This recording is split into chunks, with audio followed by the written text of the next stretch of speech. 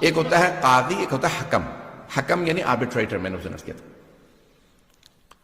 جنگ ہوئی مولا کی صفین، اور معاویہ کے ساتھ جنگ ہوئی، اور اس کے بعد، اور نام میں جو ہے وہ جو تاریخ ہے، میں کوئی ایسی بات نہیں کر رہا ہوں، تو اس لیے معاویہ کے ساتھ جنگ ہوئی.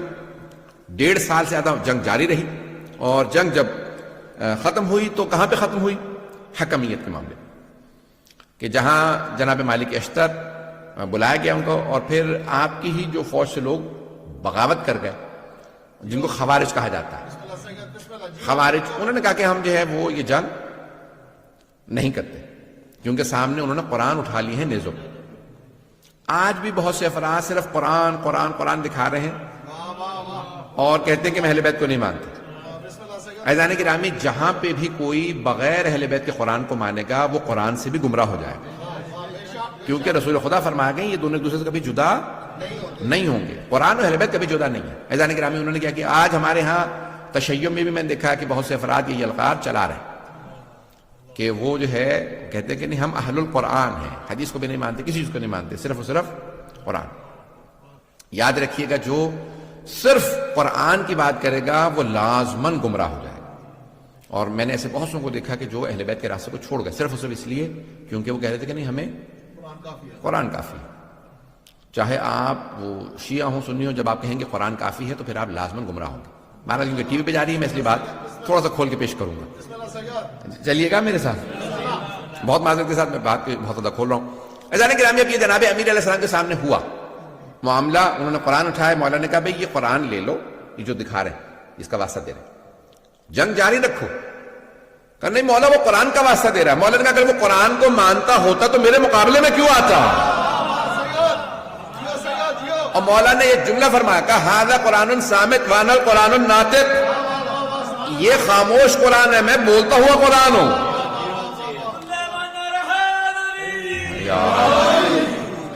عزیزان گرامی، انہوں نے جو ہے وہ قرآن دکھائے، 500 قرآن نیزوں پہ بلند کیے، اور مولا کائنات نے کہا کہ نہیں ٹھیک ہے یہ قرآن جو ہے ان سے لے. لیکن لوگوں نے کیا کیا؟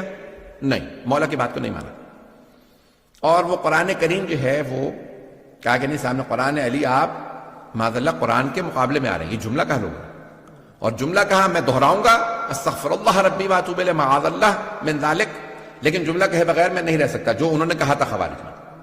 اور میں پہلے سے توبہ کر رہا ہوں، لیکن وہ جملہ دہرانا اس لیے ضروری ہے تاکہ لوگوں کو اندازہ ہو کہ جو اہل بیت کو چھوڑ دیتے ہیں وہ کہاں تک چلے جاتے ہیں. اور انہوں نے جناب امیر کو مخاطب کر کے کہا یا علی اکفرت، یا علی آپ کافر ہو گئے. آج بہت سے لوگ کہتے تھے بھی شیعوں کو کافر کہہ رہے ہیں، ابے وہ ہمارے مولا کو بھی کافر کہہ رہے تھے. وہ کہہ رہے تھے یا علی اکفرت، یا علی آپ کافر ہو گئے، آپ نے قرآن سامنے موجود ہے اور آپ نہیں مان رہے. یہ انہوں نے کہا.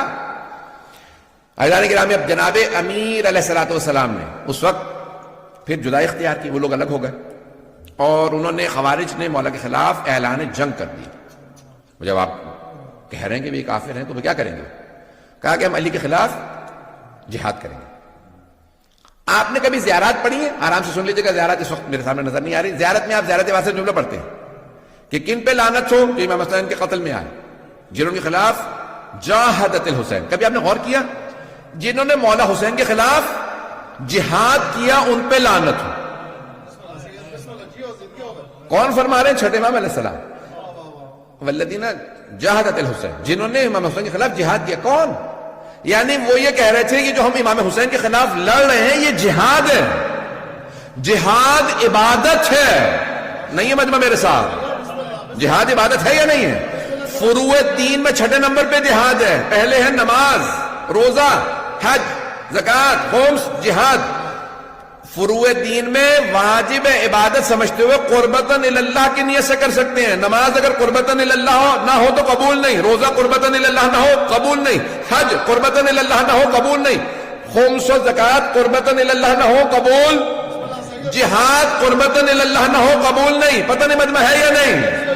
اب وہ کہہ رہے تھے ہم جہاد کر رہے ہیں. جہاد کا مطلب ہوتا ہے یعنی ہم اللہ کی خاطر لڑنے آئے ہیں. پتہ نہیں لوگ ہیں یا نہیں؟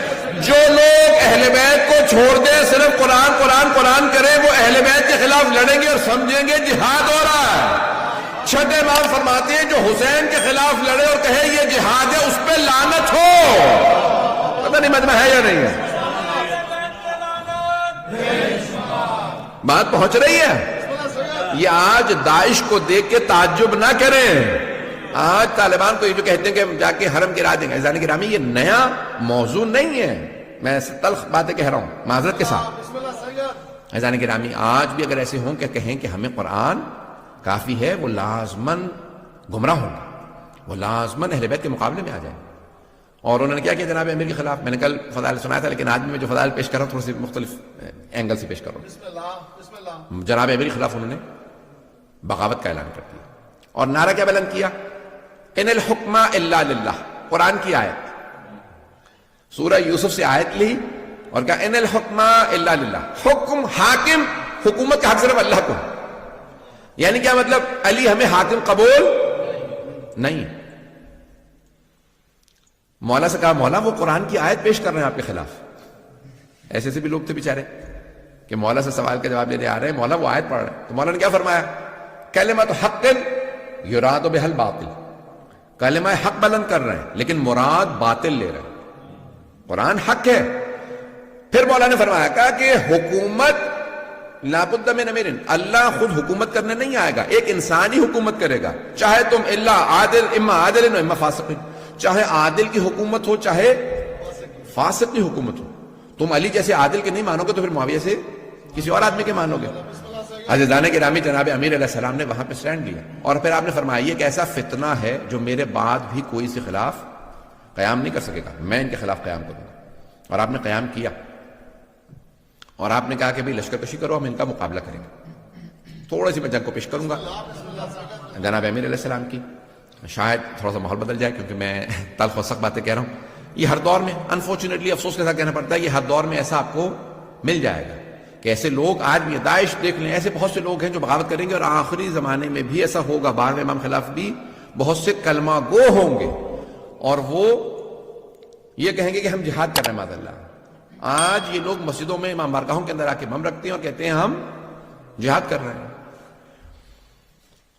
اور چھٹے امام فرما گئے کہ ایسے جہاد کرنے والوں پہ بھی لعنت.